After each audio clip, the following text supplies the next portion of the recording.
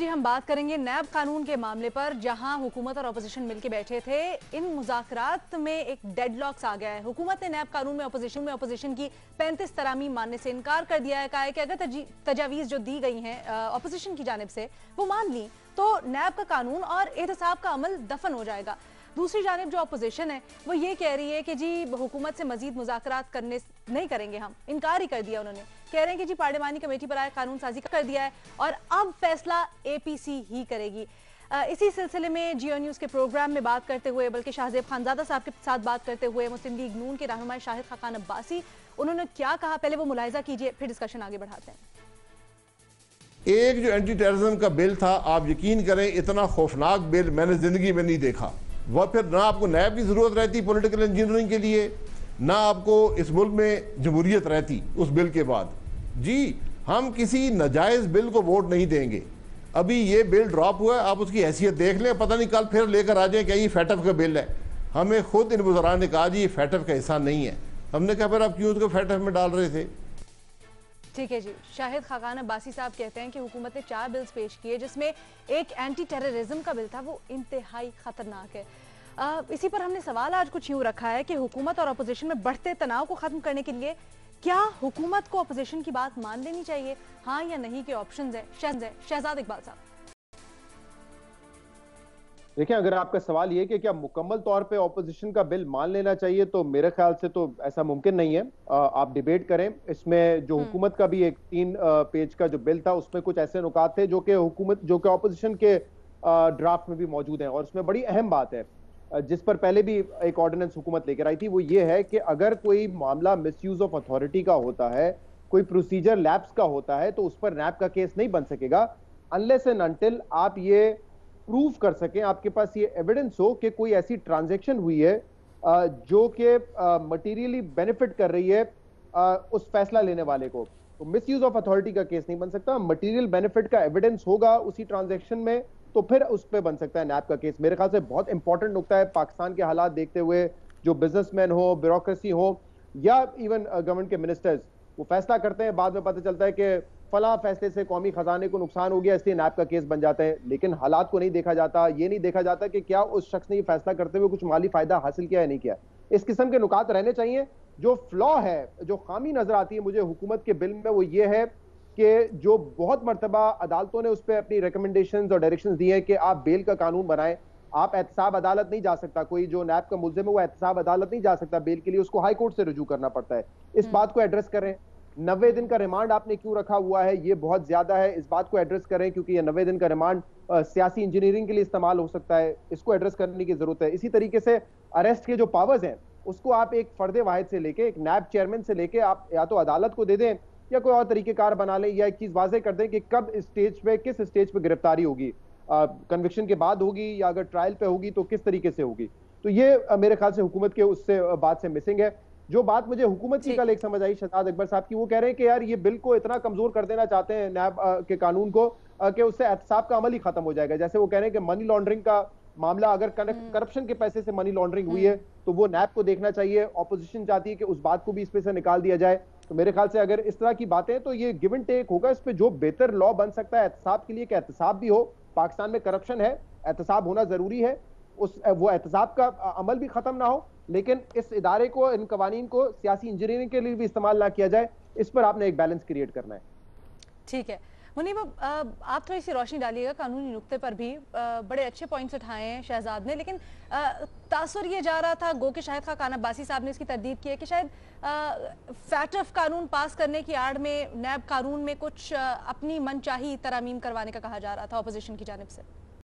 देखिए, जहाँ तक फैटफ के हवाले से कानून साजी है, ये कोई ऐसा मामला नहीं है जो कि किसी एक जमात या किसी एक ग्रोह के लिए हो सकता है। देखिए, पाकिस्तान का बड़ा सीरियस कंसर्न है फैटफ के हवाले से। हमारी जो हालत रही है over the period of time, वो हम सब के सामने है।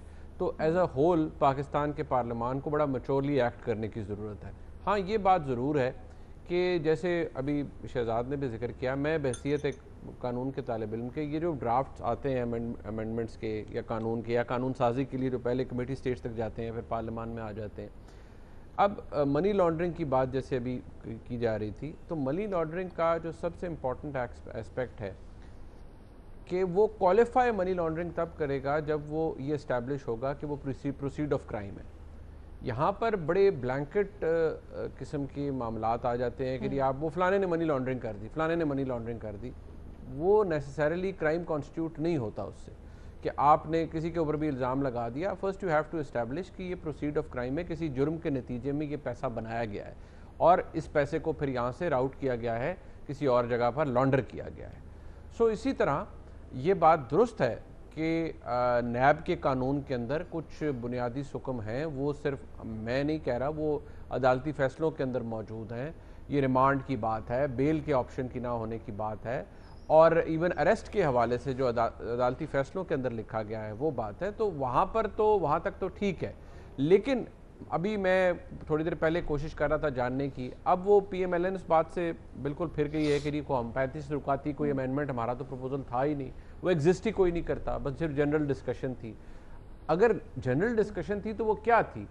दी opposition should come out clean and से कि जी हमारा बुनियादी इख्तलाफ ये 5 सेक्शंस हैं नैब के, इनके ऊपर है, इसको ठीक करने की ज़रूरत है। उनके ऊपर अदालती फ़ैसलों को साथ लगाएं, अदालती ऑब्जर्वेशंस को, अदालती रिकमेंडेशंस को साथ लगाएं अगर आप सिंसेयर हैं अपने कॉज में। ये बात, इसको मैं रद्द नहीं कर सकता, ये मुनाफी होगी हक़ाइक़ के कि हमारे मुल्क में कानून को तोड़ा मोड़ा जाता है अपनी कन्वीनियंस देखते हुए। आज PMLN या अपोजिशन रिसीविंग एंड पे है, कल ये हुकूमत रिसीविंग एंड पे होगी। आज इस गवर्नमेंट को बड़ा सूट करता है जो कुछ हो रहा है ये, लेकिन इनको इस बात का एहसास होना चाहिए कि जितने मसाइल मामलात इसके अंदर हैं इस कानून के अंदर, और अगर कोई आप तोड़ मोड़ के नए कानून भी बना लेते हैं। आपको लगता है अपोजिशन की जो भी तजावीज़ है तरामीम से मुतल्लिक, उसके साथ कुछ अपनी तजावीज़ अटैच करें कानूनी दलाइल के साथ? इरशाद भट्टी साहब, देखिए, पहली बात तो ये है मैडम शेख कि ये जनरल डिस्कशन नहीं थी, ख़ास डिस्कशन थी।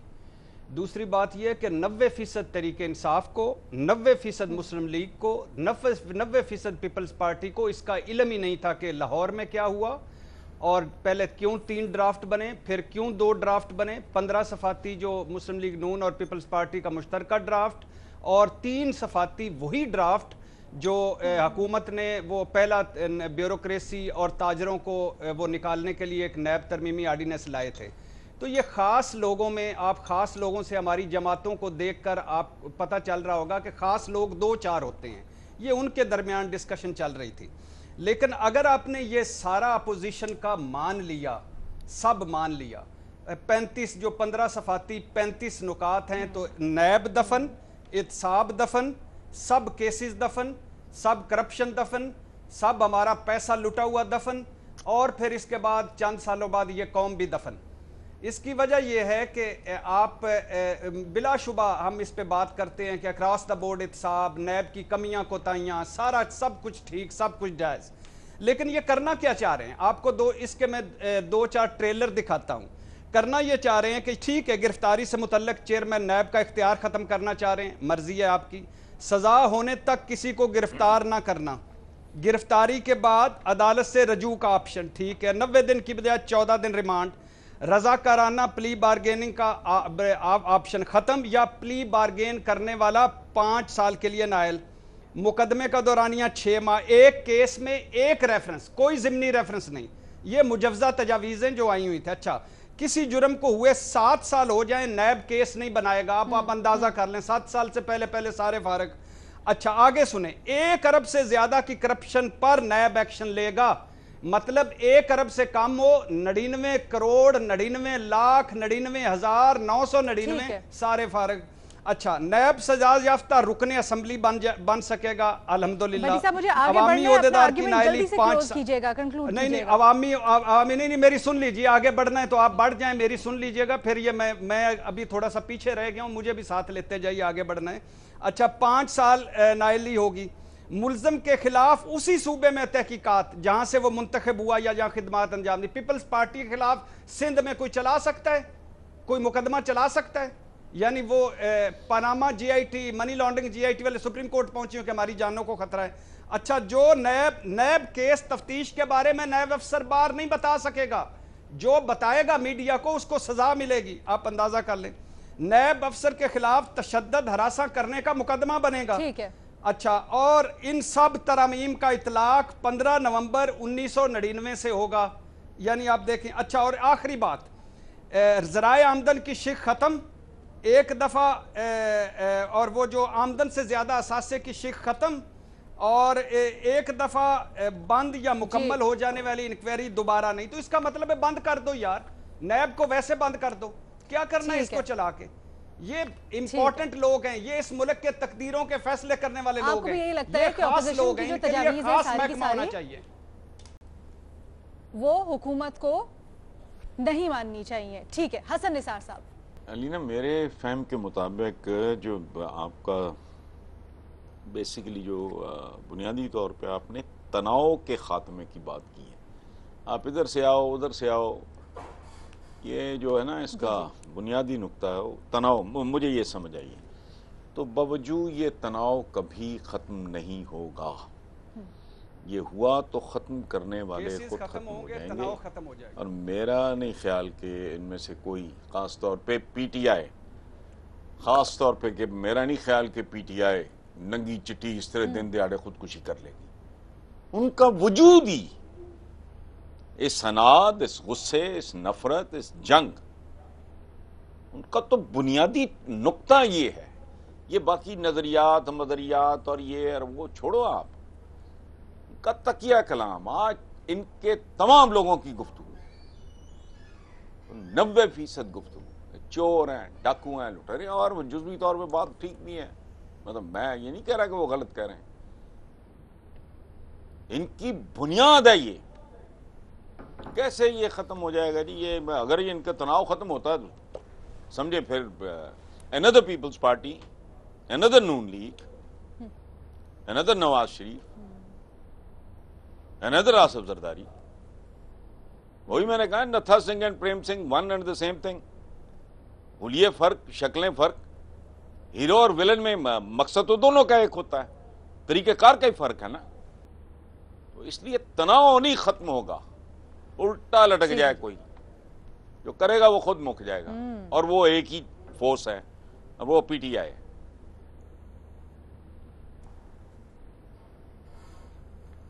बाकी तो तनाव खत्म हो चुके हैं सारे इनके आपस में।